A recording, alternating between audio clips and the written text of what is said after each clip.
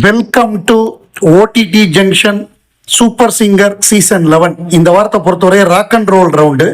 இதுல வந்து on pension பாடுற பாட்டு என்னன்னு பார்த்தோம்னா, புரட்சி தலைவர் எம்ஜிஆர் நடித்த குடியிருந்த கோயில். இந்த படம் வந்து புரட்சி தலைவர் எம்ஜிஆர், புரட்சி தலைவர் ஜெயலலிதா சேர்ந்து நடித்த படம். இந்த படத்தை வந்து டைரக்டர் கே சங்கர் வந்து டைரக்ட் பண்ணியிருப்பாரு. இசை வந்து எம்.எஸ். விஸ்வநாதன். இந்த படத்துல வந்து துள்ளுவதோ இளமை அப்படின்னு ஒரு பாட்டு. இந்த பாட்டு வந்து மிகப்பெரிய ஹிட்டான சாங்கு. இது வந்து எதை பேஸ் பண்ணினா, இது வந்து ஒரு ஸ்பானிஷ் சாங்குடைய சாயல்ல எடுக்கப்பட்ட பாடல் இது. அங்க வந்து எப்படின்னா, இந்த புல் ஃபைட்ல வந்து இந்த மாதிரியான பாடல் தான் யூஸ் பண்ணுவாங்க. கையில வந்து அந்த துணி, சிகப்பு துணி, அந்த மாதிரி துணி வச்சுட்டு மாட்டை இது பண்ணி பிடிக்கிறது, அந்த புல் ஃபைட்டுக்கு வந்து யூஸ் பண்ணுவாங்க. இந்த பாட்டோட பிக்சரைசேஷன் பார்த்தீங்கன்னா, எம்ஜிஆர் வந்து கையில் அந்த மாதிரி இதை வச்சு தான், துணியை வச்சு இது பண்ணுவார். அந்த டான்ஸ் ஆடுறப்ப அதை ஆட்டி தான் அந்த இது பண்ணுவார், அந்த மாதிரி அட்ராக்ட் பண்ணுவார். அந்த மாதிரி தீமில் தான் இந்த பாட்டு இருக்கும். இது வந்து அப்படியே ஒரு ஸ்பானிஷ் மியூசிக்கை ஃபாலோ பண்ணி தான் பண்ணியிருப்பாங்க. அதான் அழகா எம்.எஸ். விஸ்வநாதன் நம்ம ஊருக்கு ஏற்ற மாதிரி அந்த பாடல் வரிகள், கவிஞர் வாலியுடைய வரிகள், துள்ளுவதோ இளமை, அந்த நடுவில் பப்பான்னு வரும். அதெல்லாம் மிகப்பெரிய அளவில் ரசிகர்களால் ரசிக்கப்பட்ட ஒரு இது. அதில் எம்ஜிஆருடைய டான்ஸு, அந்த அந்த நடிகையுடைய டான்ஸு, அந்த பாடல் அமைக்கப்பட்ட விதம், அது டிஎம்எஸ் பாடினது, கவிஞருடைய வரிகள், ஒட்டுமொத்தமாக அதோட பிக்சரைசேஷன் எல்லாம் சேர்ந்து கிட்டத்தட்ட ஒரு ஸ்பானிஷ் புல் ஃபைட்டை பார்த்த ஒரு உணர்வு ரசிகர்களுக்கு அந்த மாதிரி ஏற்படுத்தின ஒரு பாடல்.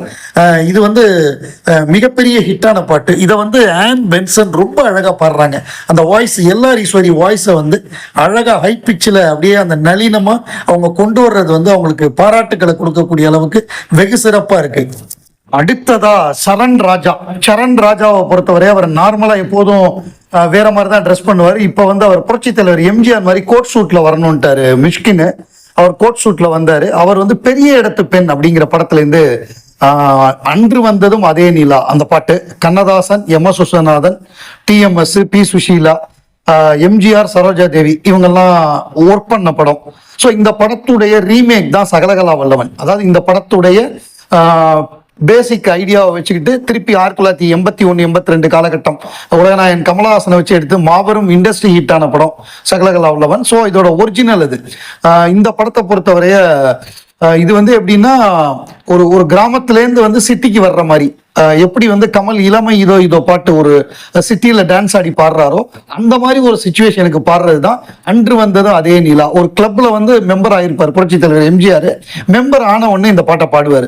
ஸோ அந்த எல்லா நிலா, என்னென்ன நிலா எல்லாமே, அம்பிகாபதி, அமராவதி, அம்பிகாபதி கண்ட நிலா, அமராவதி கண்ட நிலா, ஃபுல்லா வெள்ளை நிலா, கம்பன் பாடிய வெள்ளை நிலான்னு அந்த நிலாவில் என்னென்னலாம் பண்ண முடியுமோ எல்லாத்தையும் கண்ணதாசன் அந்த பாட்டில் கொண்டு வந்துருவாரு.